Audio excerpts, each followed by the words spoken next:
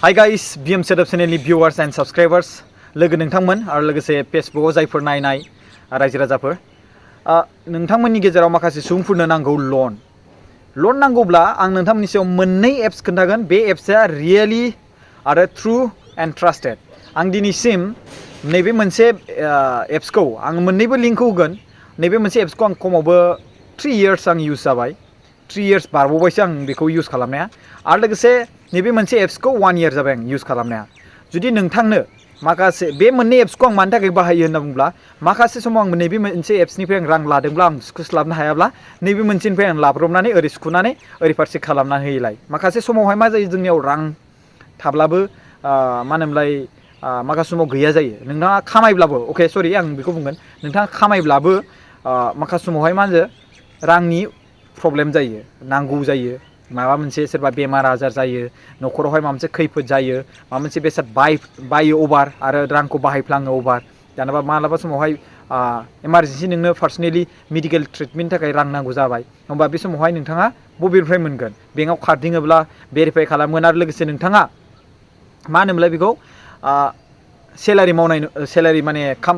सरकारि साख्रि मावनाय नङा सेलारिबो देखायनो हाया जास्ट नोंथांनियाव बेंकआव इनकामल' दङ अब्ला बिदिबाथ' इनकाम देखायनो हायाबाथ'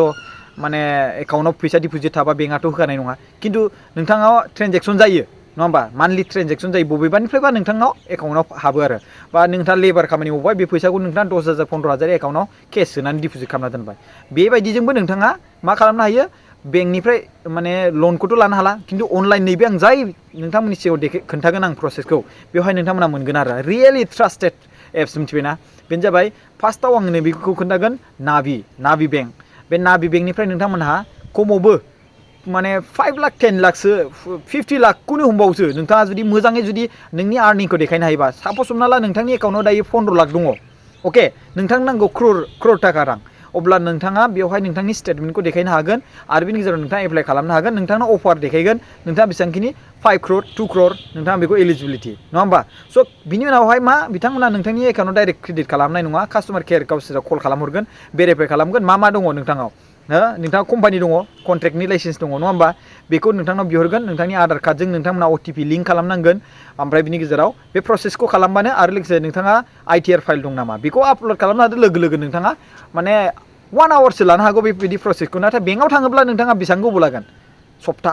मास मोनसेबो जानो हागौ नङा होमबा खारथिंबाय थागोन ओमफ्राय आरो बिनि गेजेराव नोंथांना आरो 20,000 30,000 40,000 मोनोबा है बा दे बेखौथ' मोनखागोन 100% नोंथाङा खालि बेल' जानांगोन एकाउन्टखौ खुलिनानै जास्ट बेंकआ माने जेबो ट्रेनजेक्सन जायो बिदिबाथ' मोनखानाय नङा ट्रेनजेक्सन जानांगोन नोंनि एकाउन्टआव खमावबो मान्थलि 30,000 40,000 बा 20,000 बा 10,000 5,000 बाबो ट्रेनजेक्सना जाथारनांगोन मान्थलि मिथिबाय सोरबा नोंनो 10,000 पेमेन्ट सोबाय थानाय बा सेलारि गैयाबा नोंथाङा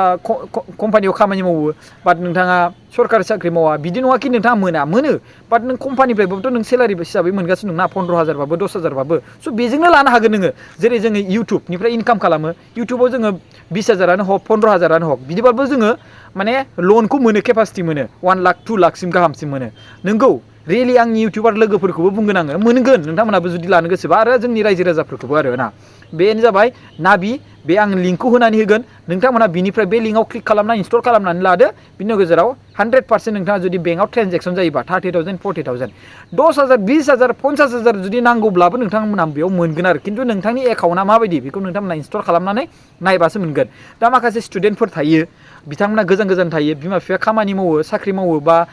सेलारिखौ मोनथ'वासैलाय दानाबा लेखा एडमिसननि थाखाय नांगौ 60,000 70,000 बिथांमोननो एकाउन्टआव 15,000 मान्थलि हरबाय थाखाय बिमा बिफाया दानाबा आर्जेन्टलि नांगौ जादों दानाबा बोरैहाय आं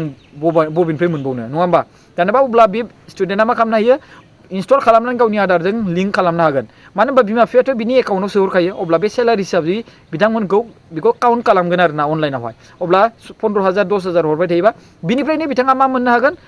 24 months 34 monthsनि EMI खालामनानै लानो हागोन आरो बेखौ सुख'नो हागोन लोगोनो नोंथांमोना जुदि नेक्स्ट मान्थआवनो फैसाखौ मोनोब्ला अब्ला फरक्ल'सआव नोंथांमोना खालामनो हागोन अब्ला बेवहाय नोंथाङा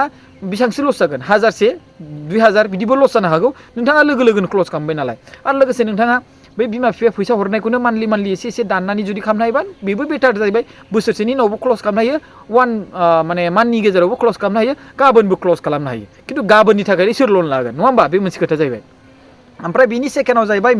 मानि भिउ लन बिनिबो लिंकखौ गोनां 1 2 होनानै नोंथांमोना बेयाव मोनाबा बेयावनो ट्राइ खालाम मोननायाथ' मोनखायो मोननैयावबो आं मानो होनबा बाहायगासिनो दङ आरो मोनसे एप दंबावो खिन्थु बिसोर मोननैखौनो बाहायग्रोदो बे मोननैनि गेजेराव माखासे मानसिफ्रा लन एप होननानै नागिरबाय थायो खिन्थु मोना खिन्थु आं नैबे लन एप खोन्थानाया 100% मोनखागोन नाथाय नोंथांनि एकाउन्टआव ट्रेनजेक्सना जानाय थानांगोन मान्थलि जेनेबा 5,000 10,000 15,000 20,000 आरो नोंना सेलारि दङ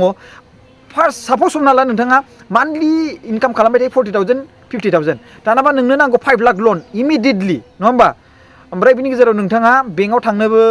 टाइम गैया लोगोसे बेंकआव थांब्लाबो बिराद टाइम लागोन बिदि बायदिखौ नोंथाङा बादोंब्ला बे एप्सखौ डाउनलड खालाम निश्चय नोंथाङा 100% मोनगोन मानो होनबा नोंथाङा सेलारि मोनगासिनो दं बेवहाय रावबो लन होनो गिया नङा होमबा खिन्थु बेंकआवथ' गिनाय नङा बेंकआबो खिन्थु टाइम लागोन नोंथाङाथ' नै 1 मिनिटनि गेजेराव नांगौ 10 मिनिटनि गेजेराव नांगौ 1 आवारनि गेजेराव नांगौ नाथाय खुनु बेंकआ नोंथांनो 1 आवारनि गेजेराव लन होनाय नङा येस आरो लोगोसे मोनसे बाथ्रा बेखौनो बुंबावगोन आङो जे नोंथाङा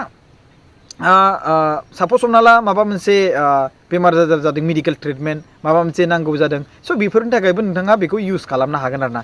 आं बे बाथ्राखौनो बुंबाय जायखिया नोंथाङा अंगनाबादियाव खामानि मावो नङा होमबा अंगनाबादियाव खामानि मावो आरो नोंथाङा 5,000 6,000 थाखा मोनो अब्ला 5,000 6,000 थाखा मोनब्लाबो नोंथाङा लनखौ एप्लाइ खालामनो हायो मानो होनबा नोंथांनाव ट्रेनजेक्सन जागासिनो दङ आरो लोगोसे नोंथाङा मान्थलि नोंथांनि बेलेन्सआ 20,000 30,000 बिदि बायदि थायोब्लाथ' आरो बांसिन साबसिन मोनबावगोन आरोना जोङो 5,000ल' थानानैबो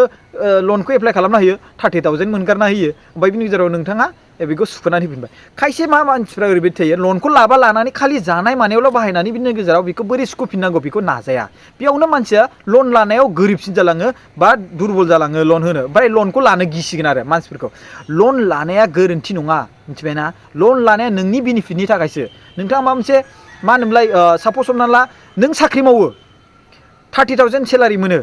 ओमफ्राय बिनि गेजेराव नोंनि आइ बा नोंसा आफानो बा नोंनि फंबायनो नोंथाङा दखान बानायना होनो नागिरदों नोंथांनो खमावबो 5 लाख थाखा रां नांगौ बेंकआव थाङोब्ला 30,000 बे रेजेक्टबो खालामनो हाबावगौ खायसे बेंकआ नाथाय नैबे बेंकआव नोंथाङा जुदि मान्थलि जुदि सेलारि स्लिप बायदिसिना नैबे एप्सआव आरोना देखायनो हायोबा नोंथाङा 4 लाख 5 लाख लनखौ इजिलि मोनगोन